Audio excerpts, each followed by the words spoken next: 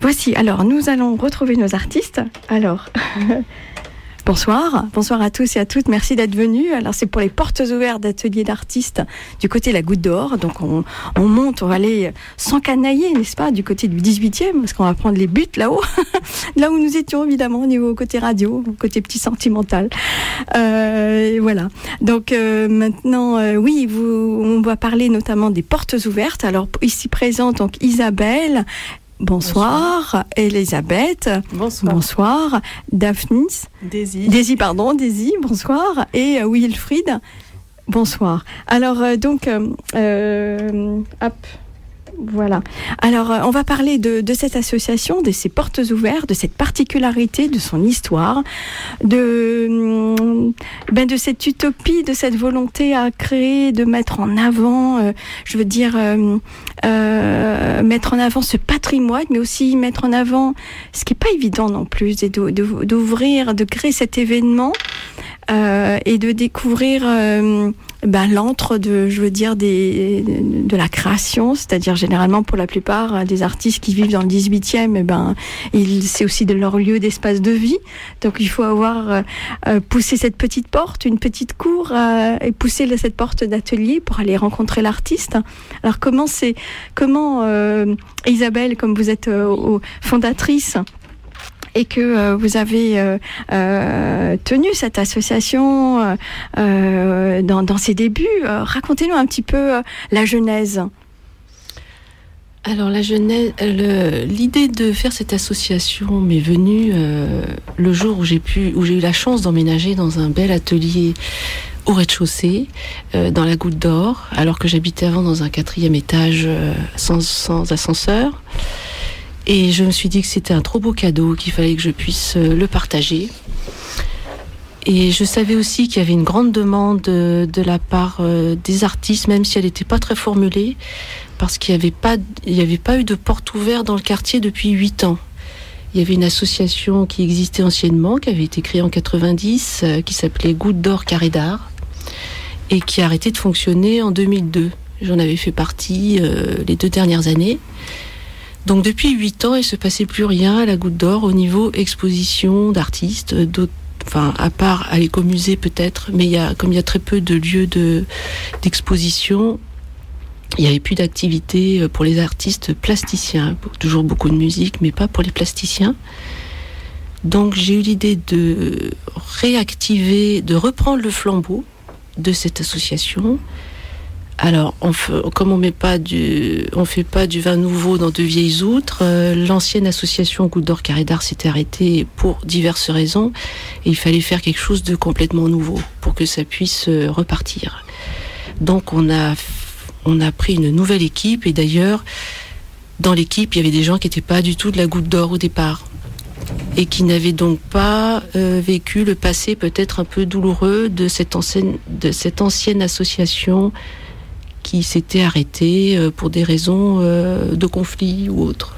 De personnes, parce que je pense qu'en fait, les associations, c'est surtout une histoire de caractère, une histoire de volonté. C'est quand même quelque chose qu'il faut tenir à bras le corps quand même. Oui. Hein. C'est pas rien, quoi. C'est pas rien. Parce qu'on est le porte-drapeau, et puis les artistes, quand ils viennent vous voir, ils attendent aussi à ce qu'il y ait ces événements, quelque chose qui est des micro-événements, qui est des choses qui leur ouvrent des portes. Oui, et puis les associations, c'est aussi des formes qui ont une naissance et une mort, donc c'est normal que ça peut pas durer éternellement, donc tout le monde se fatigue, et puis une association, elle s'arrête. Déjà, elle avait duré 12 ans, c'était déjà énorme. Donc, en reprenant le flambeau, on en fait une nouvelle, avec des nouvelles personnes, des gens qui ne sont pas du quartier même, qui ne connaissent pas l'histoire, et qui ont pu insuffler comme ça une nouvelle énergie. Alors il y avait quand même dans les membres fondateurs quelques membres de l'ancienne association qui m'ont beaucoup conseillé, puisque moi j'avais jamais fait ça auparavant. Et qui vous ont parrainé, qui vous ont évité certaines écuelles. Enfin bon, quand même, la charge de travail, elle est toujours là quand même, oui, n'est-ce pas ? Bien sûr. Ouais. Mais là, c'est la volonté qui est là de... On avait un enthousiasme très juvénile et très euphorique, et la première année était vraiment superbe.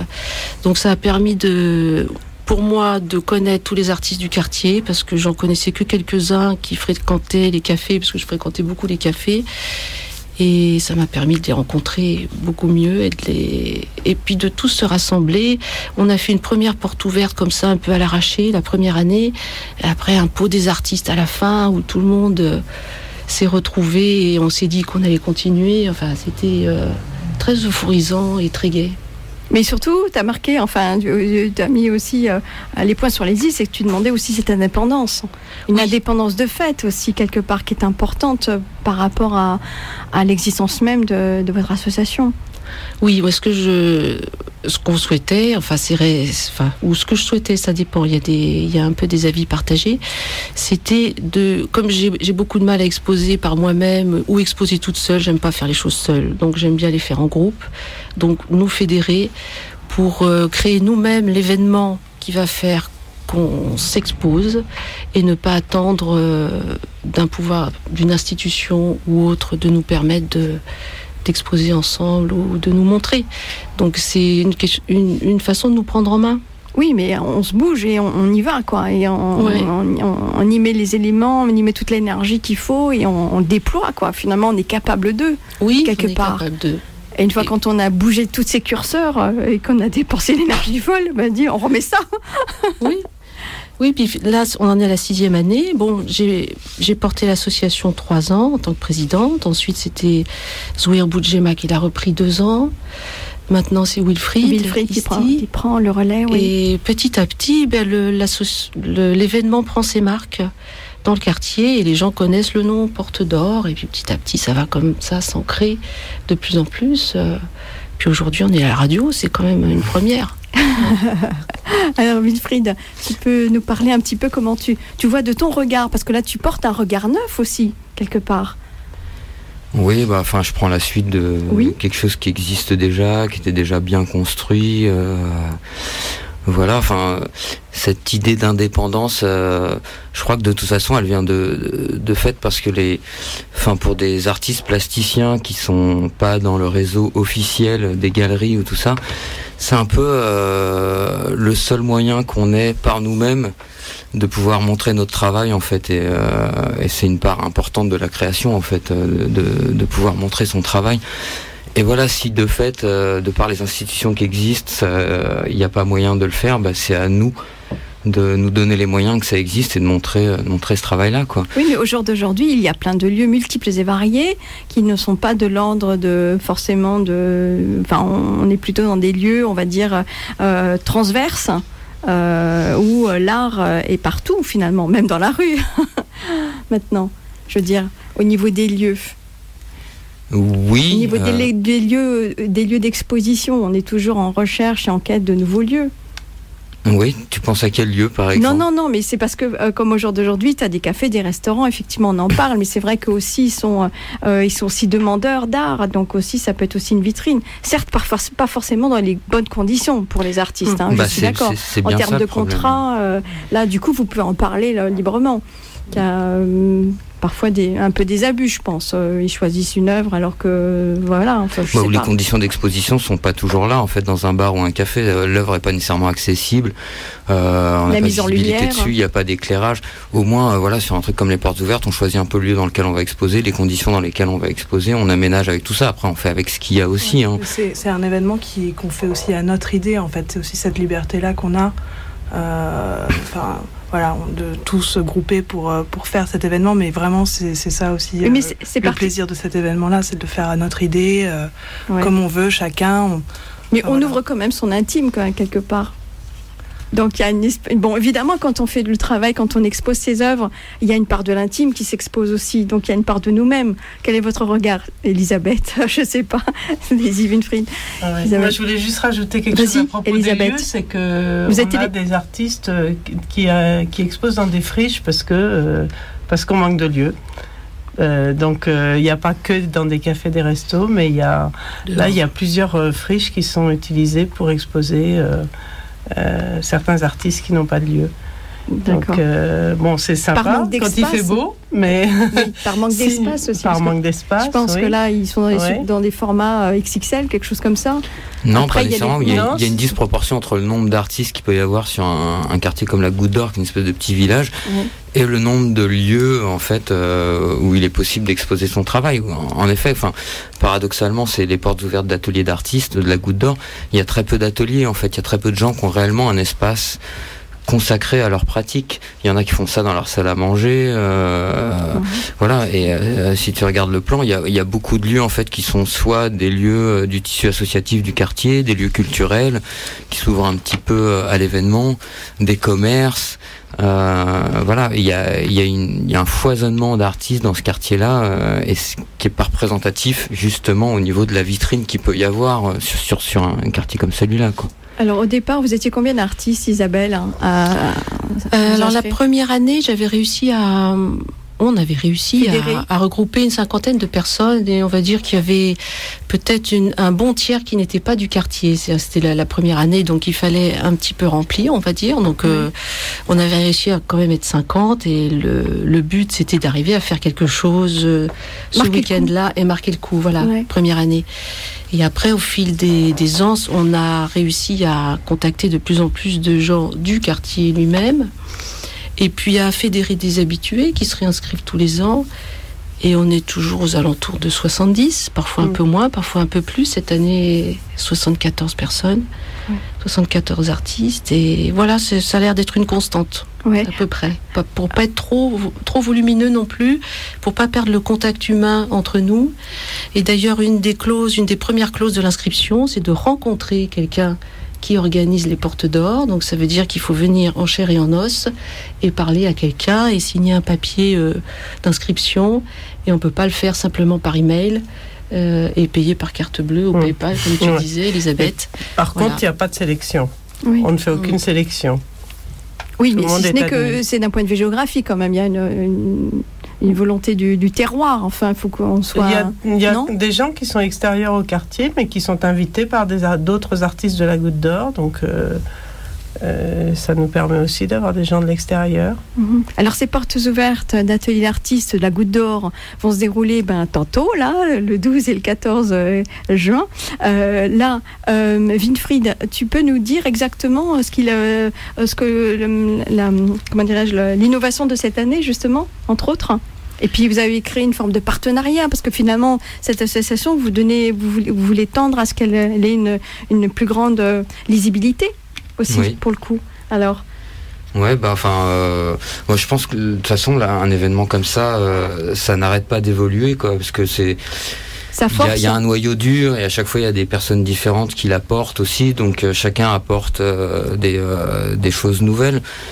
Moi je suis président cette année. Ce que j'avais envie, c'est que l'événement rayonne un petit peu plus au-delà du 18e arrondissement.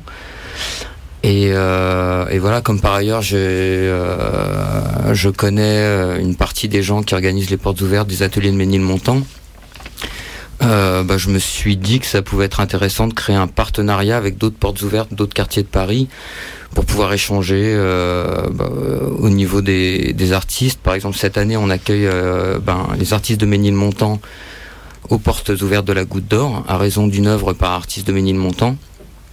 Donc voilà, ça permet d'avoir une visibilité un peu sur les artistes de ce quartier-là. Et voilà, ça se fait sous forme d'échange.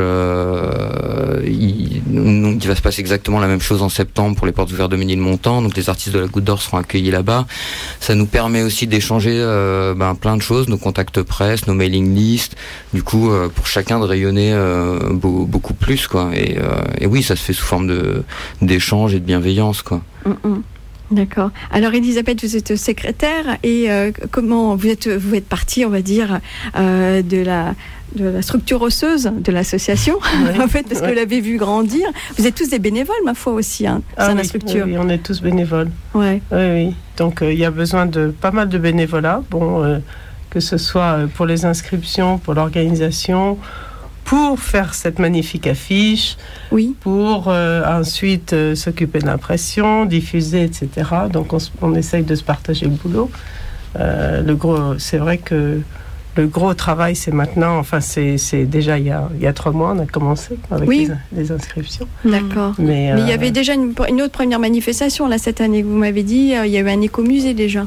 Non, l'écomusée, c'est là qu'on avait fait notre exposition collective ouais. Jeudi. On a eu le vernissage. On avait eu un autre événement en décembre. On avait fait un marché de Noël. On avait organisé un marché de Noël. Donc il y avait quelques ateliers qui réunissaient plusieurs artistes. Et on essaye de varier un petit peu, de trouver de nouvelles choses. Mais déjà, ça, c'est le gros moment les portes ouvertes. C'est vraiment l'événement avec un grand E de l'année pour nous. D'accord. Ouais. Alors, l'affiche, Winfried, c'est vous qui l'avez créée ? Cette année, oui, on change de fait la fête qui veut. Ça change chaque année. Cette année, c'est moi qui l'ai faite. D'après le travail de Dominique Talegani. Présentez-nous un petit peu son travail, un petit peu. Alors, il fait ce qu'il appelle du cartographisme, c'est-à-dire qu'il travaille à partir de cartes routières, entre autres, qu'il redécoupe pour reconstituer des espèces de paysages imaginaires comme ça. Et la première fois que j'ai vu son travail, je me suis vraiment dit que ça ferait une super affiche pour les portes ouvertes. Voilà, parce que ça réunit à la fois quelque chose d'artistique et quelque chose qui est lié au quartier. Voilà. Et puis, oui, moi j'aime bien son travail. Voilà, et ça m'a fait plaisir de pouvoir travailler à partir de sa matière. Et je le salue d'ailleurs. Bonjour à toi, Dominique. Travaille bien. L'an dernier, c'est Daisy qui nous a fait une belle affiche. Ouais. Et qui était un peu sous quel ordre, un petit peu ? Toujours sur le thème de la goutte d'or. On a un code couleur et quand même une petite charte graphique à respecter qu'on essaie d'avoir chaque année. Et moi, j'avais travaillé sur une silhouette qui représente d'immeubles qui représentait la goutte d'or et le quartier du 18e. Et c'était avec une pluie de gouttes qui tombait dessus. De gouttes d'or. Et dans le fond, vous voyez la silhouette de Montmartre. Voilà. D'accord. Donc, ça fait au loin. Oui. Voilà. Un petit clin d'œil à Klimt, n'est-ce pas, dans le Danaé, non ? Pas plus ? Non, pas plus que ça. Il y a toujours l'or qui revient, mais forcément, ça renvoie toujours un peu à Klimt, c'est sûr. Ouais. Mais voilà. En interprétant librement. Bien, moi je vous propose de Shape, Alexandra Grimal Trio, Petite plage. Eh bien, on y va.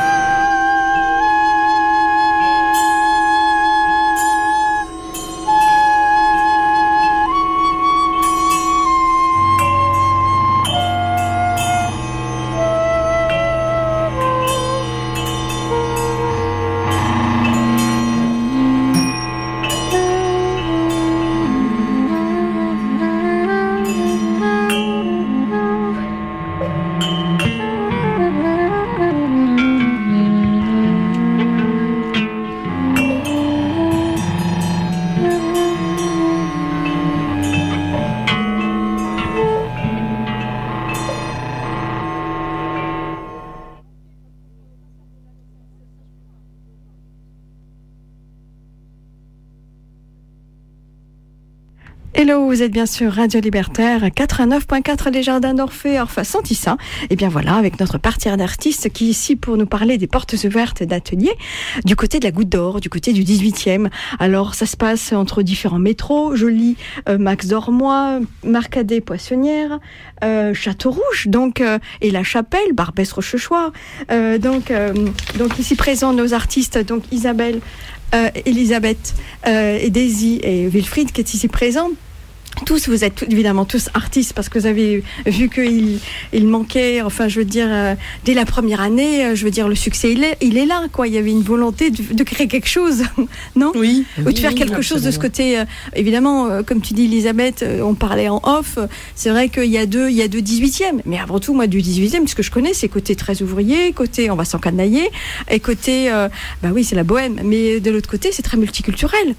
Ça, je veux dire, cette addition de tout ça fait des différences. Pour vous, ça fait un vivier, ça a toujours été très... On s'encanaille, non ? Oui. Il y a les deux côtés du boulevard Barbès, en fait. Et certes. Il y a le côté Goutte d'Or et le côté Montmartre. Oui, qui sont très différents. C'est pour ça que je disais qu'il y avait deux 18e. Oui, mais la Montmartre, il y a commune, enfin, je veux dire, la commune, enfin, historiquement, enfin, bon, oui. Il y a le côté ouvrier, un peu, qui n'est plus, c'est vrai. Qui n'est plus du tout. Oui, c'est vrai, c'est un quartier très très cher maintenant. Oui, qui est devenu. Dès qu'on monte une marche, oui. Le prix du mètre carré augmente beaucoup. Oui, oui, il est carrément fossilisé aussi, c'est ça aussi le problème. Ouais. Alors que du côté de la Goutte d'Or, ce qui est quand même l'addition plus, c'est toute cette addition des culturelles, quoi, multiculturelle. Hein.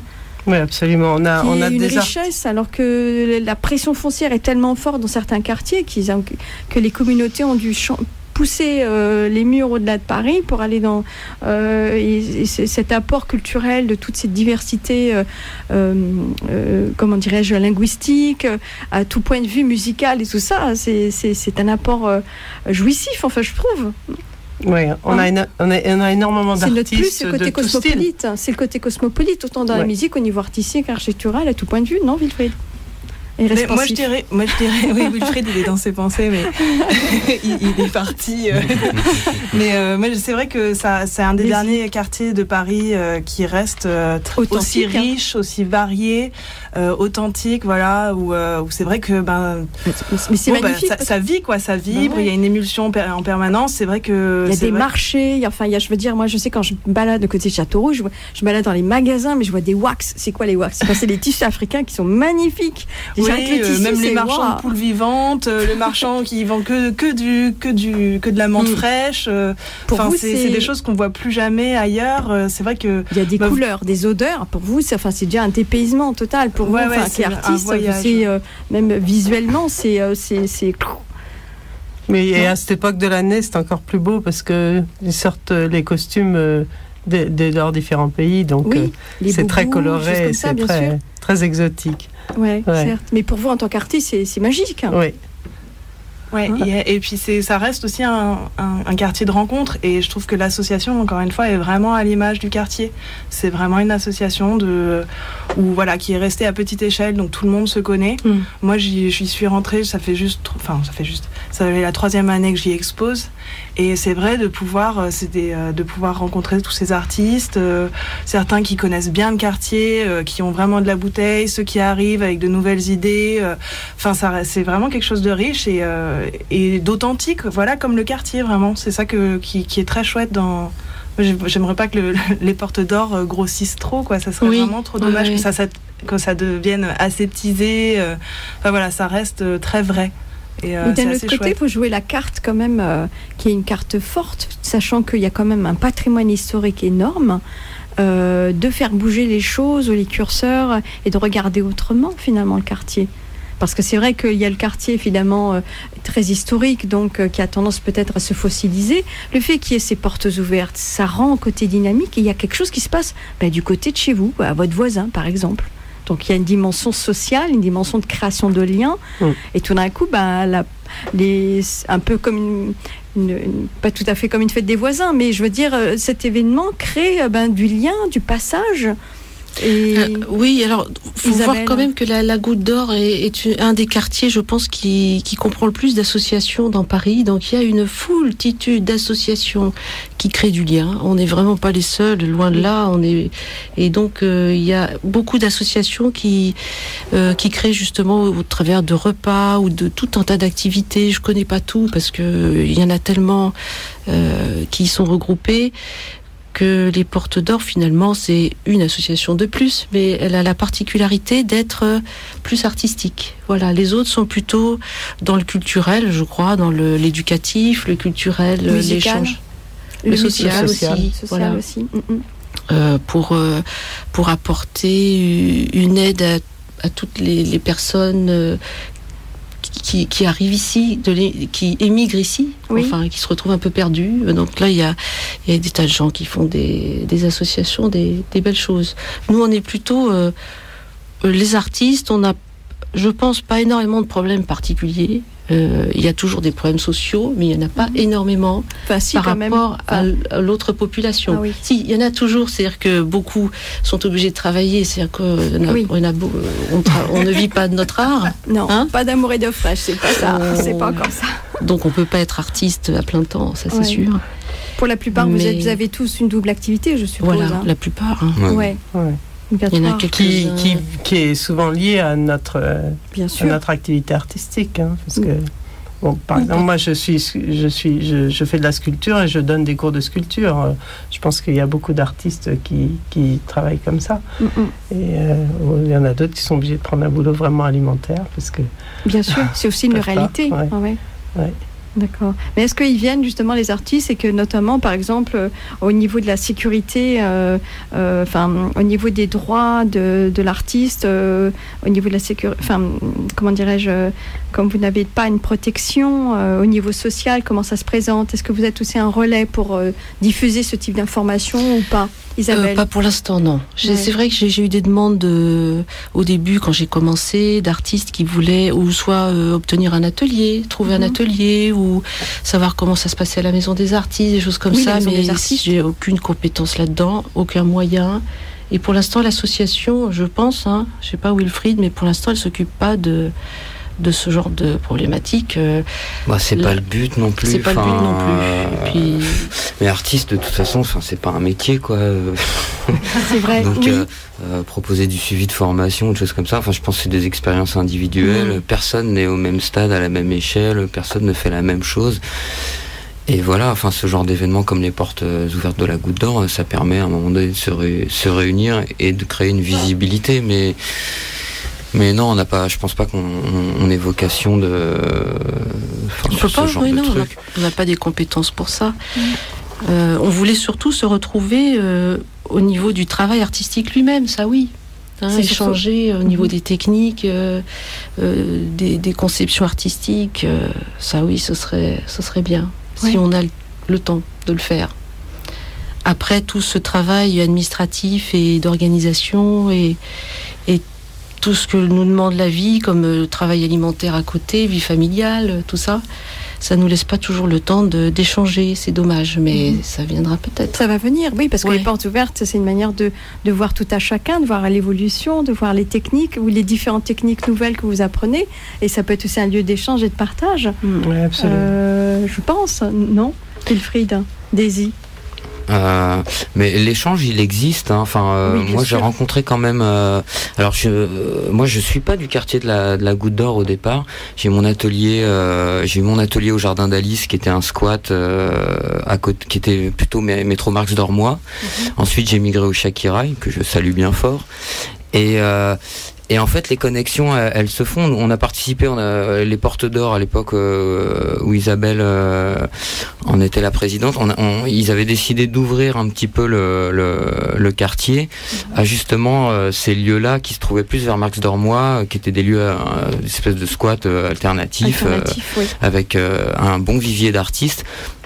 Bon, il s'avère que ça n'a pas pris parce que c'était trop excentré par rapport vraiment à la Goutte d'Or. Mais de fait, les connexions sont faites. Moi, c'est par ce biais-là que j'ai rencontré l'association et que j'ai commencé à m'impliquer dedans et ensuite, à participer l'année suivante, etc., jusqu'à prendre des responsabilités au sein de l'association elle-même. Donc, ces connexions-là, elles existent quand même. Moi, j'ai aussi fait des rencontres qui m'ont permis d'avoir un petit peu de boulot, ou des rencontres artistiques par ce biais-là. Donc, ça se fait de toute façon, quoi. Mais après quand je dis que artiste c'est pas un métier, on n'est pas là pour former les gens à leur système de sécurité sociale ou machin ou truc. Ou le droit à l'image, tu sais, par rapport création de sites, est-ce que l'association a une visibilité en termes de sites? Oui. Est-ce qu'elle elle suit justement in situ justement toutes les portes ouvertes? Je sais pas, comme une forme d'apnée, mais qui suit un peu. Après, c'est des forces individuelles qui font le collectif, quoi. Par exemple, on a, en termes d'internet, on a un webmaster, Jérémy, qui fait un énorme boulot. De communication, qui prend des initiatives par rapport à l'association sur des choses et qui fournit énormément de travail. Et en fait, comme chaque membre du CER, on se répartit les tâches, chacun fait son travail, on essaie de coordonner tout ça, de prendre des décisions collectivement. Et voilà, et ça prend forme et ça se fait en fait, quoi. Et voilà, c'est tout en fait, c'est pas plus que ça, mais c'est déjà énorme en fait. C'est oui, en effet, comme disait Daisy tout à l'heure, c'est 2 jours et demi de portes ouvertes, mais c'est 3 à 4 mois de boulot avant, quoi, en fait, en amont. Oui. Avec une vingtaine de personnes impliquées. Une quinzaine de personnes sur 75 artistes exposants. Voilà, et c'est vrai que parfois le lien se fait pas toujours, enfin la relation elle existe, mais il y a aussi des consommateurs de l'événement, c'est-à-dire des gens qui s'inscrivent, qui accrochent et qui décrochent, quoi. Et c'est tout, et qui ont aucune idée du travail que ça demande, et que si ça existe, c'est grâce à 15 personnes, à 10, 15 personnes qui portent la chose, quoi. Le noyau dur en fait, pardon ? Le noyau dur, en fait. Oui. Ouais. Alors, on part en musique. Justement, Isabelle, tu nous as choisi The Obers, Traveling Light. C'est pas pour rien, il y a un choix. Il y a un choix, oui. C'est Malcolm McCallum qui chante, qui est un ami de Béatrice, qui est aussi membre du CA de l'association, Béatrice McCallum, et qui donc, ils sont tous les deux de la Goutte d'Or. Et là, c'est un morceau qui traite des migrants. On est tous des migrants, en fait, lointain, mais pas dans les mêmes conditions. Pas dans les mêmes conditions, certes. On écoute.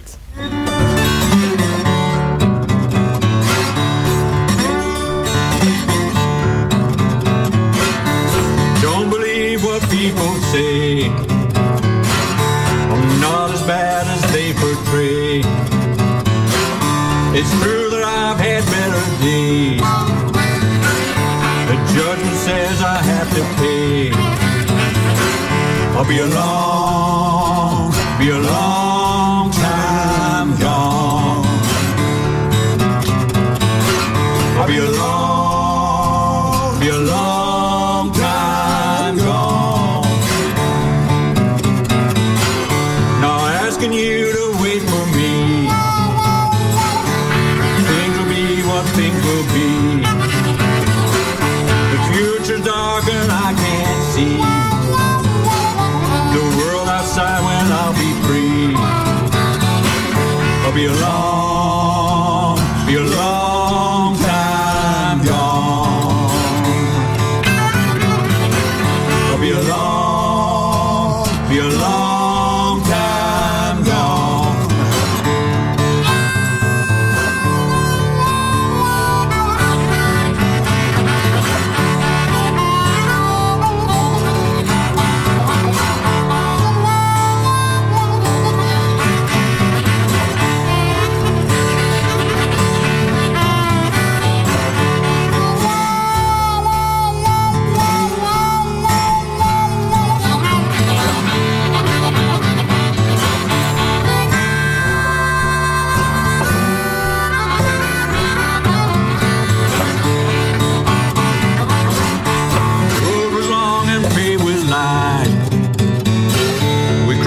See, we touch the sky. Around here I almost died. There's no reward for those who cry. I'll be a long time gone. I'll be a long time gone. You gave me love, you gave me wine, a place to stay feeling fine. I even went to stand in line. They locked me up and I wrote these lines. I'll be a long time gone. I'll be a long time gone. I'll be a long time gone.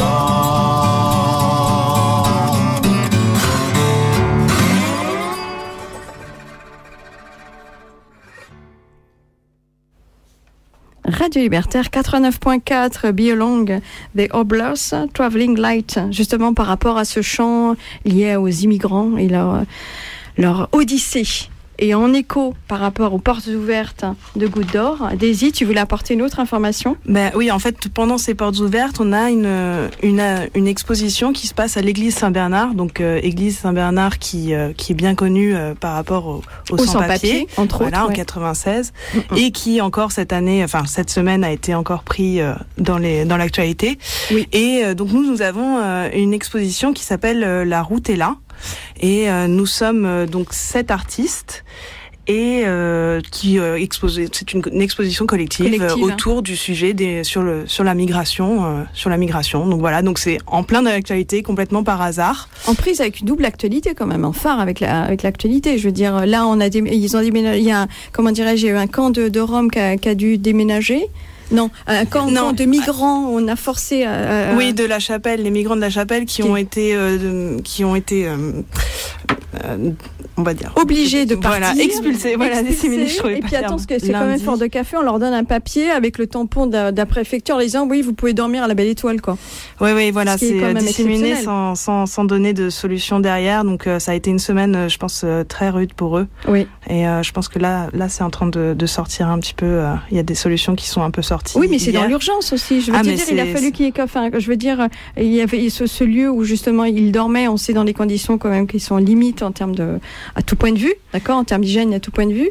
Et là, on les vire littéralement. Sans proposer rien du tout derrière, sans les prévenir. Allez hop, allez-y dans les rues. Attends, je veux dire, c'est quand même d'une inhumanité extrême, quoi. Enfin, je veux dire. Et nous, je sais que l'Église a pris parti là-dedans. Et dû à son histoire, voilà, il y a eu des rassemblements devant l'Église, mais là actuellement, pendant l'exposition, par exemple, il y a la police qui surveille pour être sûr qu'il y a personne qui vienne squatter ou quoi que ce soit, quoi. Donc moi, j'ai été fouillée hier en arrivant à mon expo. J'ai été fouillée avant de rentrer dans mon exposition, donc ça fait un peu bizarre. Fort de café, quoi. Donc voilà, c'est un peu étrange, quoi. Oui, les forces de l'ordre sont un peu impressionnantes dans ce cas présent. Ouais, c'est un peu exagéré. Alors que c'est qu'un lieu d'exposition et qu'il n'y a que des œuvres qui en fait font écho à cette actualité. Qui parle des immigrants, parce que là tout d'un coup c'est vous en tant qu'artiste qui évidemment l'actualité immédiate et forte de ces boat people, de cette immigration qu'on laisse dériver, dont l'Europe n'arrive absolument pas à gérer ce problème, et les solutions, c'est les associations qui dans le social, dans l'urgence, essayent par des petits pansements, des rustines. Oui, les gens du quartier complètement aussi. Dépassés. Et je pense aussi les gens du quartier qui ont été très présents apparemment. L'association du Bois d'Ormois, il y a eu beaucoup de solidarité autour de tout ça. Mm-hmm. Mais ce qui est bien, c'est aussi que le regard des artistes par rapport à est impliqué, est engagé aussi dans ce regard. Qui n'est pas, vous en tant qu'artiste, vous êtes comme une éponge, donc forcément vous êtes tout peut vous inspirer, enfin. C'est sûr que ça fait écho à ça. Après, justement, dans cette exposition collective, il y a différentes visions de la migration. Moi, justement, je suis pas du tout impliquée politiquement par rapport. C'est une vision beaucoup plus onirique, alors que il y a d'autres artistes justement qui ont une vision bien plus engagée par rapport au sujet, qui ont vécu justement l'événement de Saint-Bernard de 96. Qui ont une autre démarche. Et justement, c'est ça qui est assez riche aussi dans cette exposition, c'est que c'est différentes visions de la chose, quoi. D'accord. Et d'accord. Donc vous expliquez-nous un petit peu donc le travail que vous avez exposé alors dans cette église par rapport à cette thématique. Alors moi je fais des sculptures, on va appeler ça brutes, oniriques. Donc souvent, au tout départ, c'était inspiré du vaudou. Donc ça emmène les gens vers des contrées inconnues, des terres nouvelles. Et donc par rapport au sujet des migrations, je présente des morceaux de paysages, complètement imaginaires, complètement poétiques. Et je présente aussi des sculptures qui renvoient au passage. Donc il y a des sculptures avec des miroirs où on passe de l'autre côté, des sculptures, il y a toujours l'histoire de la vie, de la mort, donc c'est le passage aussi. C'est très orphique tout ça. Très orphique. Oui, Orphée a été chercher son eurédisme. Enfin bon, après, C'est vrai. Mais donc voilà, il y a une histoire, il y a la métamorphose aussi de tout ce que quand on vit une migration, quand on se transforme, on vit des choses, on traverse des paysages, on passe à travers des passages. Enfin voilà, c'était une version, c'est une vision vraiment très onirique de la question de la migration. Donc voilà. Oui, alors il faut savoir que dans cette exposition, donc il y a des installations, des sculptures, des photos. Quels sont les différents autres médiums qui sont? Il y a installation, peinture, sculpture, photo. Je ne sais pas comment elle qualifierait ça. Dessin. Non, il n'y a pas de performance. On est 7, donc oui, c'est majoritairement installation. Et moi je fais la sculpture et la peinture et voilà. Très bien. Et en fait, alors cette église, où est-ce qu'on la trouve exactement, l'église Saint-Bernard, qui est connue Alors l'église Saint-Bernard, elle est au milieu de la Goutte d'Or. Elle est centrale. Voilà, tout à fait centrale, et elle est rue Saint-Bruno. Donc on la trouve au milieu, grande, qui majestueuse. Alors Wilfried, c'est la seule église, dans le quartier. Alors Wilfried, est-ce qu'il y a d'autres lieux centraux aussi, entre autres, par rapport à ces portes ouvertes? Il y a d'abord les points d'accueil. Points d'accueil surtout. Qui permettent de regrouper un petit peu déjà les affiches plans. c'est un repère pour les gens pour pouvoir retirer une affiche plan, pour pouvoir se repérer ensuite dans le quartier, aller sélectionner les artistes. Il y a aussi des classeurs sur chaque point d'accueil qui est mis à disposition, où il y a une visibilité sur l'ensemble des artistes exposants. Et il y a cette année l'Écomusée, donc qui est la galerie, la seule galerie associative de la Goutte d'Or, qui fait un peu doublon parce qu'elle est à la fois point d'accueil et qu'en même temps elle accueille l'expo collective des artistes de la Goutte d'Or, donc à raison d'une œuvre par artiste sur un format imposé avec un thème imposé Goutte d'Or. Donc c'est une visibilité supplémentaire sur le panel des artistes qu'il peut y avoir dans le quartier, même si tous les participants n'ont pas nécessairement joué le jeu. Mais voilà, ça donne quand même une bonne lisibilité, quoi. Ça fait un peu catalogue. Les gens rentrent dans l'exposition collective et peuvent voir. Ça donne un panorama. Ils repèrent un artiste qu'ils ont envie de voir et ils regardent le numéro de l'atelier. Ils peuvent faire leur choix. Alors, très bien. Alors, par exemple, vous, Elisabeth, comment vous avez exposé? C'est votre lieu particulier ou c'est du cours même Isabelle me parlait qu'il y avait même aussi des escaliers qui pouvaient être propices à des lieux d'exposition. Oui, il y a des personnes qui exposent dans leur escalier ou dans la cour de leur immeuble parce qu'ils ne peuvent pas faire rentrer les gens chez eux. Et c'est un lieu de vie aussi, de passage, mais en même temps, c'est comme passage, tout à chacun, oui. Oui, et après, il y a aussi, quelquefois aussi le problème de gens qui ont il y a un code pour rentrer dans l'immeuble et le reste des copropriétaires, colocataires ne souhaitent pas que la porte soit ouverte en permanence pendant tout le week-end. Donc, ils ne peuvent pas exposer dans leur lieu. Ah oui, c'est des contraintes. C'est aussi un frein. Moi, j'ai la chance d'être invitée mon atelier n'est pas sur la Goutte d'Or. J'habite dans la Goutte d'Or. Mon atelier est dans le 18e, en dehors de la Goutte d'Or. Et j'ai la chance d'être invitée depuis quelques années par un autre artiste qui s'appelle Bruno Pascal et qui fait des objets lumineux, des lustres et des appliques et différentes choses. Et quand vous demandiez tout à l'heure si on pouvait échanger, donc si ça nous apportait des idées d'échanger entre artistes, je dois dire que moi je travaille la terre, je fais des sculptures en terre et grâce à lui j'ai pu apprendre à appliquer la feuille d'or, la feuille d'argent, puisque lui utilise ça beaucoup dans son travail. Et du coup, cette année, j'ai expérimenté la feuille d'or, la feuille d'argent sur mes sculptures. Donc, c'était un échange. Et créateur, parce que là, du coup, il y a ce pont de technique, de transfert de technique. Voilà. Et vous l'avez pu, ça a pu permettre j'ai pu en profiter. Une mise en lumière autre, finalement. Voilà. Oui. Voilà, et je souhaite que certains artistes viennent dans mon atelier, ceux qui veulent, s'ils veulent essayer de travailler à la terre, mettre les mains dedans, voir si ça leur plaît. Ouais. Il y a quelque chose de très thérapeutique aussi, travailler la terre cuite, enfin la terre en fait. Ouais. Il y a quelque chose de très physique, de très sensuel. Et en même temps très libérateur, quels que soient les médiums, on veut dire, parce que c'est propre à l'art. Mais c'est vrai que quand on travaille sur... Quand on a un travail artistique, ça vide beaucoup la tête. Ouais. On oublie ses soucis pendant le temps de la création. Ouais. C'est très agréable. Et dans mon atelier où j'accueille des élèves, donc j'ai beaucoup d'élèves qui me disent ça, qui me disent « Ah là, j'ai pas vu l'heure passer et j'ai complètement oublié tous mes soucis. Là, ça m'a vidé la tête, ça m'a fait du bien. » Ça, c'est super d'entendre ça. Ouais. Alors, Isabelle, un petit peu, racontez-nous un petit peu votre parcours, on va dire. Livrez-nous un petit peu. Comment vous allez exposer, notamment, comment vous exposez, parce que vous êtes en plein dans les portes ouvertes. Oui, déjà, je voulais préciser une chose, c'est que je ne fais pas partie des artistes qui créent par rapport aux problèmes, par exemple, des migrants de la Goutte d'Or. Et il y en a certains qui sont vraiment, dont c'est le sujet privilégié. Comme Bruno Lemel, par exemple, qui fait des photographies et des films sur la Goutte d'Or. On a aussi... C'est-à-dire qu'il a un regard social et cosmopolitain. Un regard social. Il fait des documentaires et beaucoup de photographies sur la Goutte d'Or et des échanges avec le Maghreb. Beaucoup.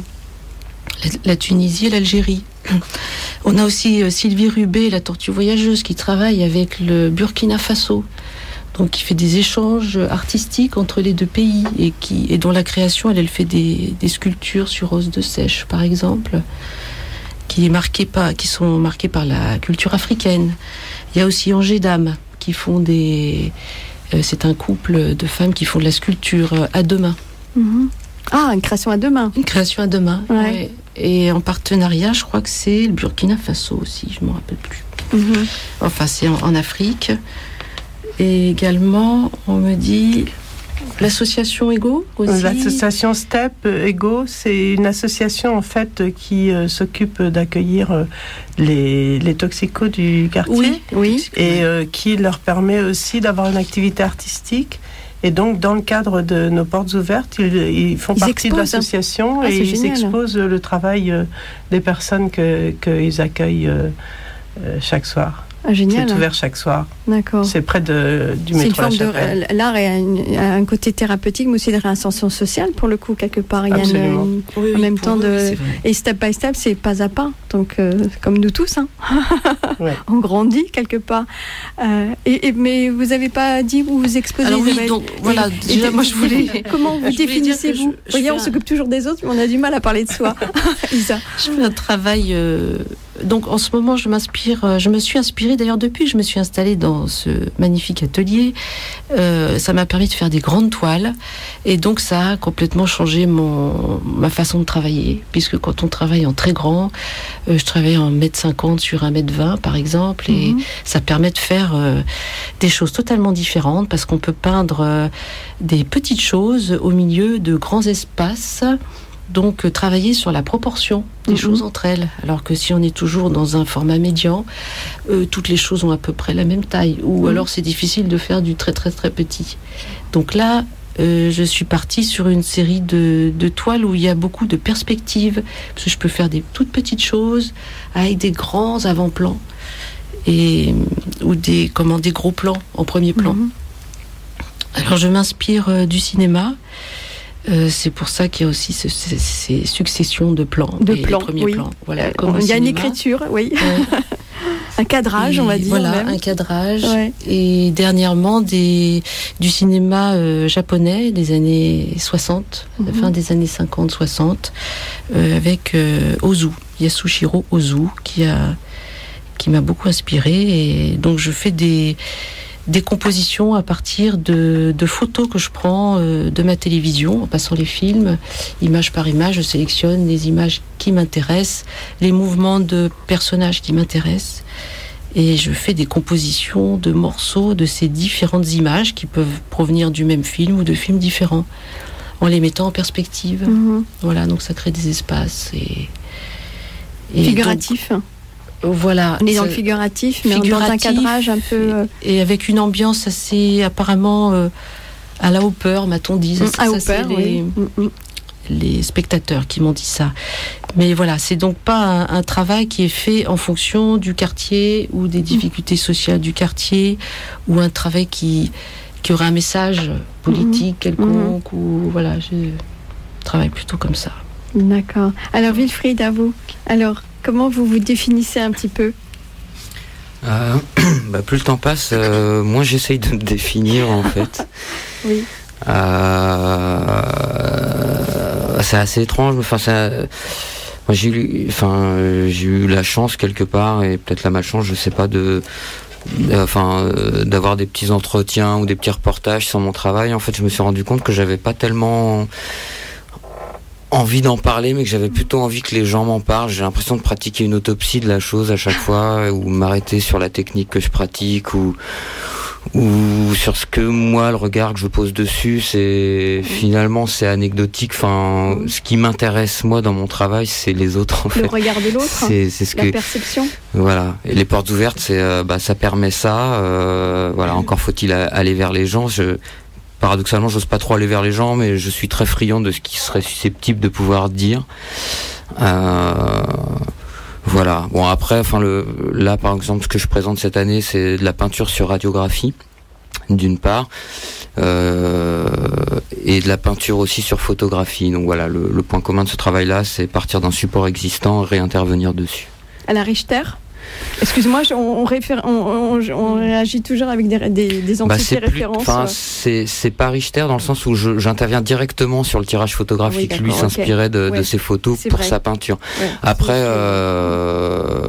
peut-être qu'il y a des liens à faire. Je sais pas si c'est à moi de les faire, mais en tout cas, ce que j'aimais, il y avait une phrase de Richter qui disait qu'il peignait sans trop réfléchir et sans intention, et je me suis retrouvé déjà dans cette petite phrase là, c'est-à-dire que je suis pas quelqu'un qui pense trop les choses, je suis quelqu'un qui peint et puis qui voit après ce qui se passe et qui essaye de ressentir quelque chose sur le moment, et voilà. Libre dans l'instinct. J'espère. Enfin, oui. On y tend tous. Bon, alors vous avez fait quand même un choix musical, quand même. Là, c'est Elisabeth. Tu nous as fait un choix. Anna Morse, tu peux nous expliquer, nous introduire? Anna est une musicienne. Elle est compositeur aussi, et elle joue de l'accordéon. Et elle joue très souvent pour nous dans sein de notre association. Elle joue beaucoup dans la Goutte d'Or. Elle organise des jams toutes les semaines au sein de la Goutte d'Or avec des jams, c'est-à-dire des jams, c'est-à-dire des rencontres, des bœufs. Oui, voilà. Alors on parle musique, c'est-à-dire des rencontres improvisées. Voilà, des rencontres improvisées. Je pense qu'il y a quelques musiciens de base, et puis après il y en a qui viennent se greffer chaque semaine. C'est différent. Et là, elle va jouer demain soir, d'ailleurs, pour la fin de la fête. Elle va jouer pour la fin de la fête de la Goutte d'Or, qui se passe en même temps que nous, et pour la fin de nos portes ouvertes à 20h30. À 20h30 sur le parvis de l'église. D'accord. Voilà. Très bien. Alors, on se découvre ça. À de suite.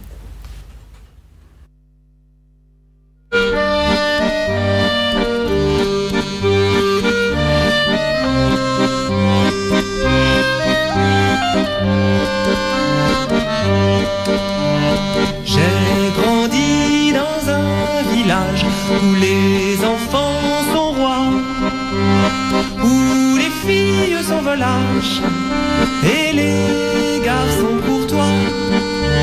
C'est au bal de la Saint-Jean qu'il m'a serré dans ses bras pour la première fois.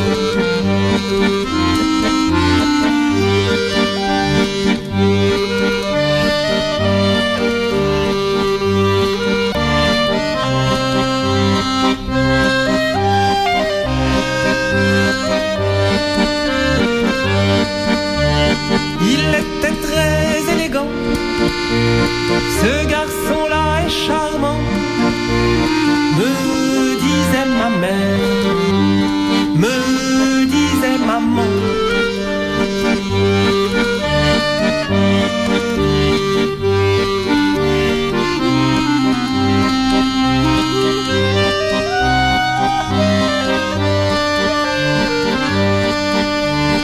Il est parti à la ville pour faire ses études de droit, comme l'avait fait son père naguère, comme l'avait fait son papa.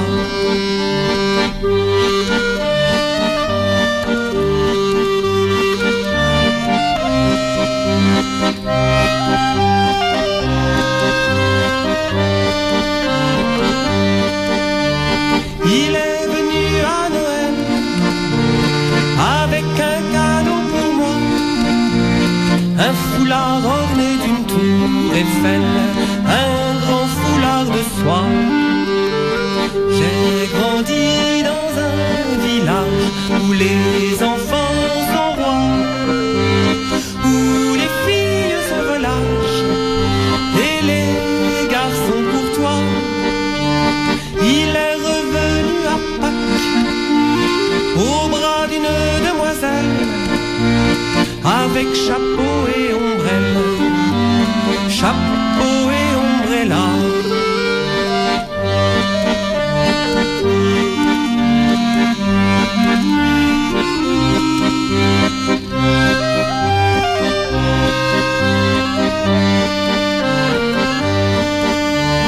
Elle avait l'air de lui plaire, je me suis mise à pleurer, des larmes au goût amer, au goût de chocolat. J'ai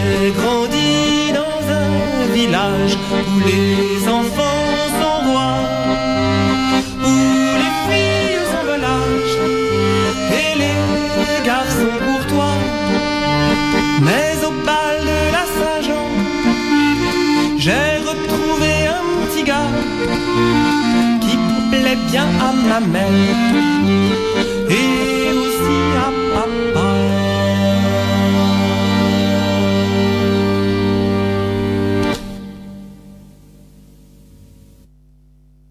Eh bien, vous êtes bien sur Radio Libertaire, 89.4, les Jardins d'Orphée, Orphée Santissa. Alors évidemment, on est ancré du côté des portes ouvertes à la Goutte d'Or, ces grandes rencontres avec les ateliers d'artistes qui se dérouleront jusqu'à demain jusqu'à point d'heure, non? Jusqu'à 20h. Ah bon, t'es sûr? Après, il y aura un bal, certainement. Ah bah oui, comme veut la tradition. Après, c'est chez Bruno Pascal que ça se passe. Bon, bah, je sais pas qui c'est. Alors, rappelons en fait finalement les temps forts là, parce que ça s'est déroulé. Vous êtes déjà un peu achevé, pardon, vous êtes un peu fatigué de ces 2 journées non-stop des portes ouvertes, et encore une journée qui est quand même demain, qu'il faut vous réserver. Comment ça s'est passé? Comment le ressenti un petit peu, l'accueil, les points centraux, la signalétique? Dites-moi un petit peu tout pour qu'on puisse... il y a quand même une frontière géographique avec les métros, Max Dormois, Marcadet-Poissonnière, Château-Rouge. Et puis aussi la Chapelle. Donc c'est de ces 4 stations de métro, c'est de là où on peut partir, irriguer un point central. Alors, dites-moi tout. Les 3 points d'accueil, Isabelle. C'est-à-dire qu'il y a d'ailleurs cette configuration carrée, parce que la Goutte d'Or, normalement, elle s'arrête au chemin de fer. Donc il y a une petite partie, c'est le quartier La Chapelle. Ah oui. Et ça, c'est l'ancien périmètre de l'association Goutte d'Or Carré d'Art qui existait auparavant. Donc c'est un carré entre les 4 métros que vous avez cités, Marcadet-Poissonnier, Max Dormois, La Chapelle et Barbès. Barbès, ok. Donc à l'intérieur, on a 3 points d'accueil. Un au 55 rue Doudoville, un au 11 rue Richomme et un au 21 rue Cavé. Donc là, on peut retirer les affiches plans, regarder les books de tous les artistes pour pouvoir faire son choix. Et donc, ça ouvre à 11h demain matin, entre 11h et 20h. On a quand même un site internet de l'association. À côté de ça, il y a un site internet, www.portedor.fr, qui explique tout dans le détail. Jérémy est quelqu'un de très consciencieux. Très consciencieux, voilà, qui donne tous les détails avec des plans, tout un tas de plans. Et ce qui est intéressant, c'est que chaque artiste a une page artiste qui donne un aperçu de son travail, ses coordonnées. Ça peut renvoyer sur son propre site personnel. Et voilà, c'est intéressant à consulter. Et on a aussi un Facebook, ça j'y connais moins, je te laisse parler. Alors Elisabeth. C'est Jérémy aussi, notre webmaster extraordinaire, là, qui gère Facebook et sur lequel il met les événements. Et qui irrigue en fait de ces pages toutes les événements qui vont ponctuer toutes ces portes en fait. Voilà, exactement. D'accord. Alors il y a quand même, c'est quand même énorme, 74 artistes. Oui. Combien de lieux d'exposition? 40. C'est quand même énorme au niveau de la gestion, en termes logistiques. Est-ce qu'il y a un fanion, une signalétique au sol ou quelque chose comme ça, ou des pas par terre colorés? On a les deux. C'est vrai, génial. On a les deux. On a des bannières qui flottent au-dessus de chaque atelier, sur lesquelles est écrit Porte d'Or. Donc c'est des bannières jaune orangé, bien sûr. On n'a pas pu les faire en or, malheureusement, en doré.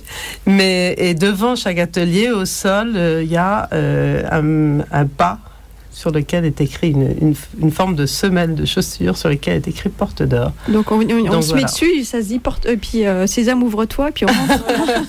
Ça pourrait, on va perfectionner. Mais bon, qu'on ait le nez en l'air ou qu'on ait le nez en bas, on sait que c'est un lieu de Porte d'Or. Et puis de toute manière, on suit en fait le flot des gens quand même, parce que je pense que les gens font un flot, vont de maison en maison. Il y a quand même un lieu qui est concentré quand même, non? Il y a des quartiers, c'est parfois un peu disséminé. Au centre, il y a pas mal d'ateliers, mais en fait, c'est absolument impossible de voir. Faut faire une sélection pour pouvoir se promener. Donc la sélection, elle peut être faite dans les classeurs que nous appelons les boucles, là, dans chaque lieu d'accueil, et aussi à l'écomusée, là où nous avons l'exposition collective. D'accord. Mais c'est impossible de voir tous les ateliers. Donc c'est vrai que les gens se font un plan d'attaque, ou bien alors nous on les oriente, on leur dit si vous allez à droite vous allez voir tel atelier, quelqu'un qui fait des costumes, ou à gauche quelqu'un qui fait la photo, ou allez plutôt par là-bas, vous verrez quelque chose d'extraordinaire. Voilà.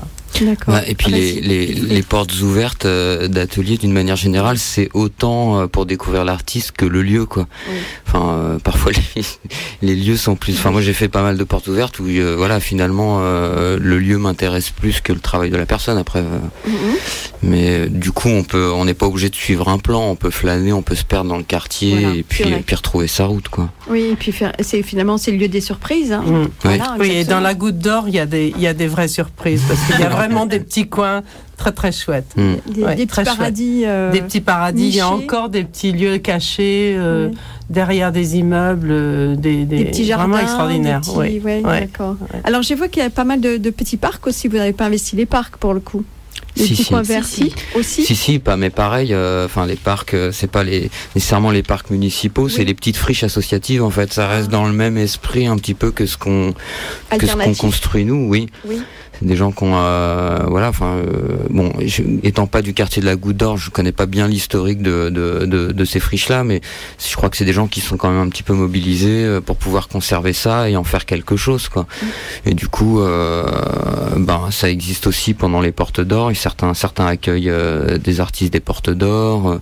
Nous, on renvoie aussi sur la fiche plan aussi à certaines friches, voilà, qui sont aussi des lieux d'accueil pour que les gens puissent venir se poser un peu au vert, quoi. Et des jardins partagés aussi. Oui. Alors donc demain soir, tu me dis Anna Mort se fera un concert du côté de 20h30, côté de la place. Donc à 20h30 devant l'église. Saint-Bernard. Devant l'église Saint-Bernard, sur le parvis de l'église Saint-Bernard. Alors, tu nous as choisi concocter une autre plage musicale, Francesco, qui est aussi un artiste du local. Oui, qui joue souvent pour nous aussi. Très bien, alors on se découvre.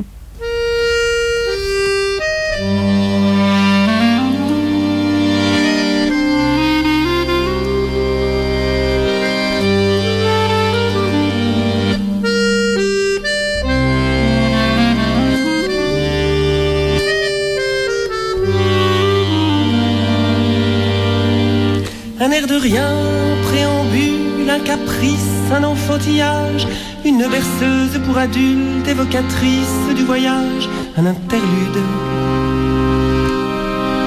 vers un passé sans hier, des futurs qui durent, quelques pensées sans mots, un peu de folie pure, un endroit chaud, ciel pur, l'oiseau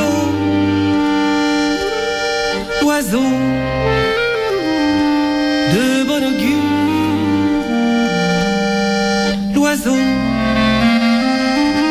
venu d'eau, l'aile et l'île sont dans l'eau, une terre sans frontières que celle de la mer, où le temps sans seconde seulement d'heures profondes se prolonge. Dans les parfums subtils de l'écume légère, dans le vent qui fabule le miracle solaire d'une île. Ciel pur, l'azur, sans fin,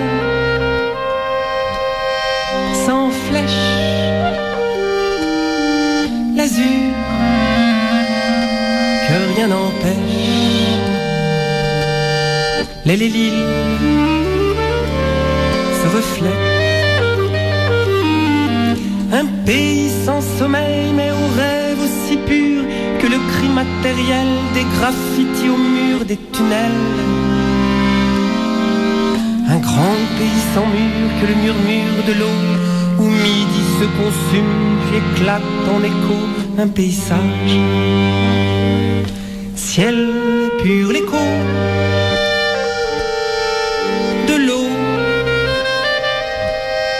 de l'orage, l'écho qui se partage, l'aile et l'île se regardent, un lieu plus lumineux que l'horizon des cieux et où le temps s'arrête dans des clairières vertes ou bleues, où sur la plage blanche nous nous promènerions le long des vagues immenses, sans but et sans raison, amoureux.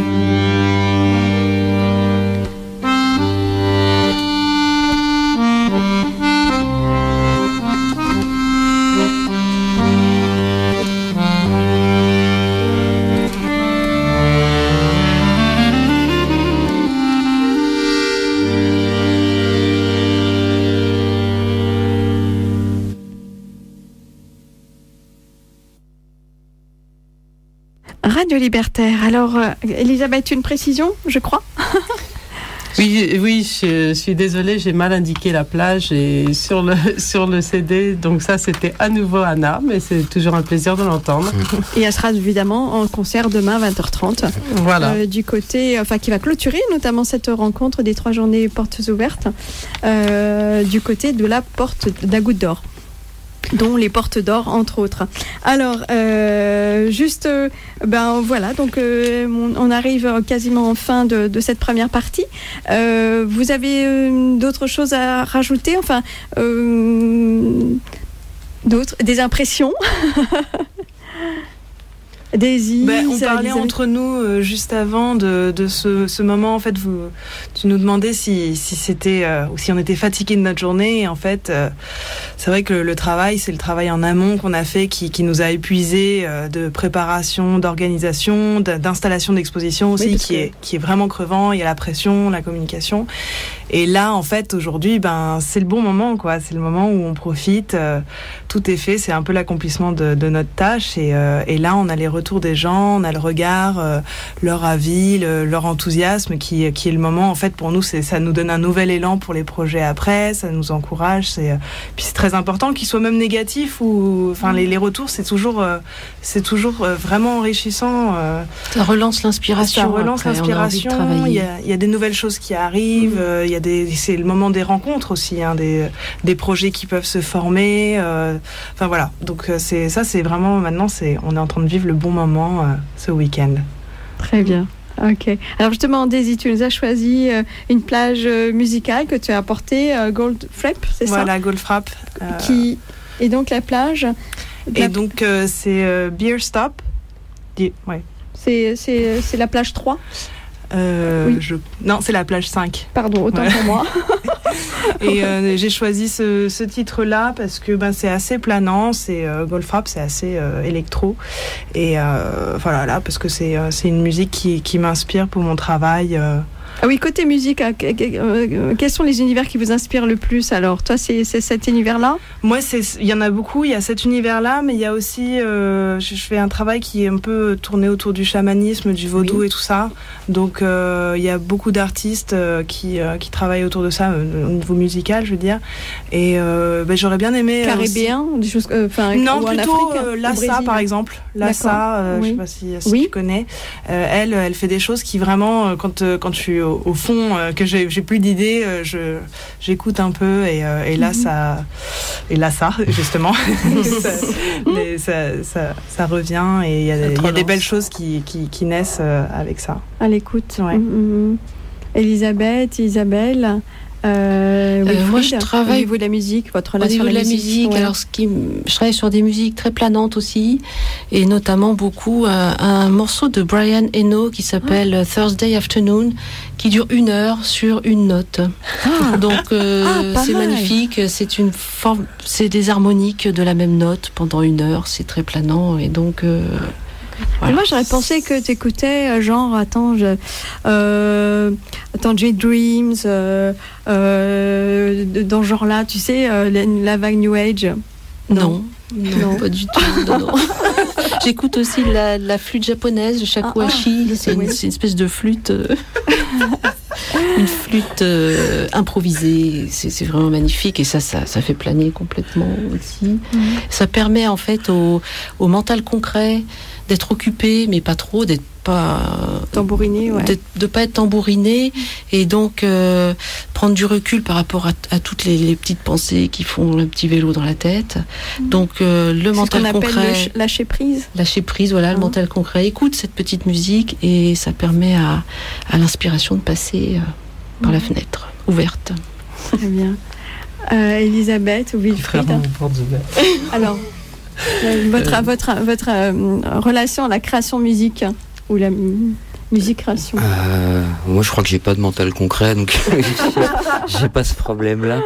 Non, je sais pas. Moi, ce que j'écoute, c'est ce que j'écoute en fait. D'habitude, je fais pas de sélection par rapport à mon travail. Je viens avec mon lecteur, je le branche, et puis après, c'est vrai que dans le cadre du travail, j'aime bien les sons un petit peu énervés, quoi. Électro ou rock. Moi je suis pas trop dans le soft, c'est vraiment faut que Ouais, faut que ça dégage. Faut qu'il y ait de l'énergie, voilà.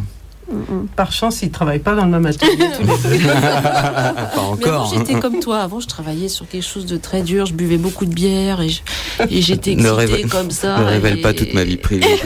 Ah non, mais je parle que de moi là. Ouais. Mais maintenant, je bois plus et j'écoute du soft et je travaille complètement différemment avec c'est beaucoup plus clair. Oui, mais l'un n'empêche pas l'autre après. Donc, moi, je bois pas de soft et j'écoute du hard.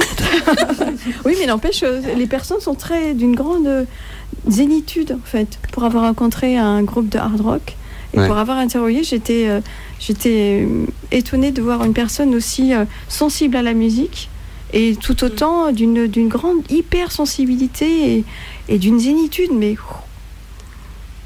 et pourtant, quand ils sont sur scène, ils lâchent. Hein. Ouais. J'ai perdu mes oreilles aussi. Bon, en passage. Mais voilà. Voilà, on part en musique, vous disais-je. Alors avec le Goldfrapp, eh bien on s'écoute. Alors, donc c'est des 5.